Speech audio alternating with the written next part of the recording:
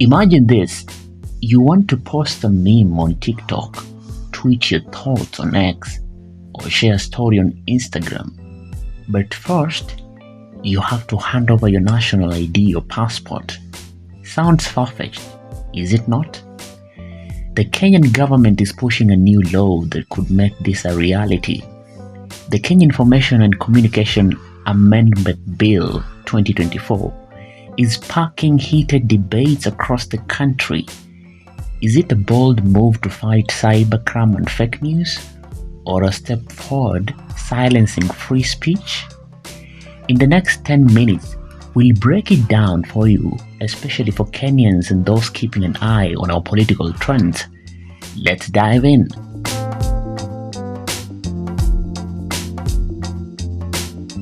The Kenya Information and Communications Amendment Bill 2024 is a proposed law currently under debate in Parliament.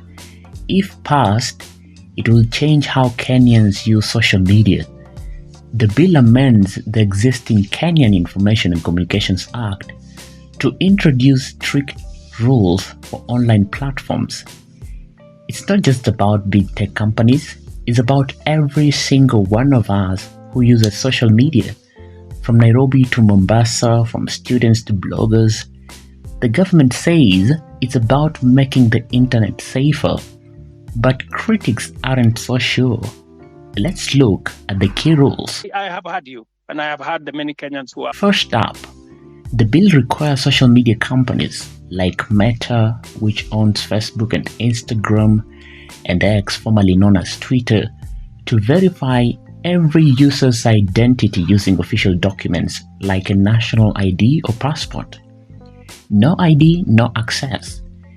This means every Kenyan wanting to scroll, post, or comment will need to link their account to their real identity. The government urges this will make it easier to crack down online fraudsters, bullies, and those spreading hate speech. They point to incidents like the June 2024 protests where misinformation fueled chaos. But is this the full story? The bill doesn't stop at ID verification. It also demands that anyone posting content, quote unquote, for the public, think bloggers, influencers, or even someone sharing opinions or memes, must register with the Kenya's Communication Authority. Failure to comply could lead to fines or even blocked accounts. For Kenya's vibrant online community, from comedians like Elsa Majimbo to political commentators, this could mean more red tape. Supporters say it's a way to hold content creators accountable, but others see it as a hurdle for ordinary Kenyans expressing themselves. I've seen these bullets that depict the president in a coffin or in a grave. That cannot, by any stretch of imagination, be taken or interpreted to fall within the framework or the rubric of freedom of expression. That amounts to harassment, to bullying, malice, ill will, the kind of moral wrongs that could easily turn out to be legal wrongs. So, why is the government pushing this? They argue it's about tackling cybercrime, hate speech, and fake news, which have spiked during elections and crimes. Just last year, Kenya lost $83 million to cybercrime, and the Communications Authority reported 1.1 billion cyber threats between April and June 2024. The government says linking accounts to real identities will help arrest those behind online scams or divisive content. They point to incidents like the June 2024 protests, where misinformation fueled chaos. But is this the full story? They also point to countries like Nigeria and India, where similar laws have been tried to curb online harm, but those countries faced backlash, and Kenya might too. Creative or artistic expression should not be punished, right? But it's upon us to use and apply our good sense of judgment to know the limits. Because if you do not ask yourself what is the limit, or what is it that constitutes acceptable artistic expression, then you run the risk that you may be inconvenienced if law enforcement authorities perceive your expressive artistic expression as outrageous and malicious. Now, here's where things get tricky. Privacy experts are sounding the alarm.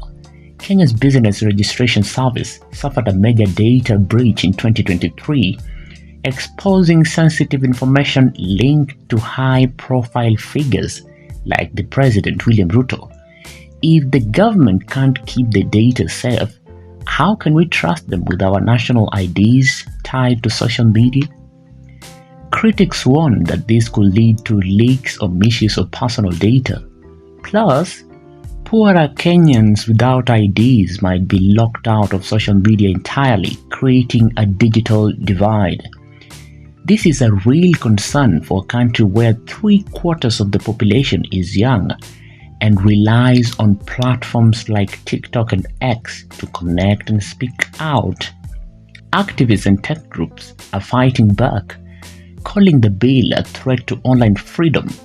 They argue it could silence critics, bloggers, and everyday Kenyans who rely on anonymity to speak truth to power, especially in a country where political dissent can come with risks. The Gen Z-led protests against the Finance Bill 2024 showed how social media empowers young Kenyans to demand change.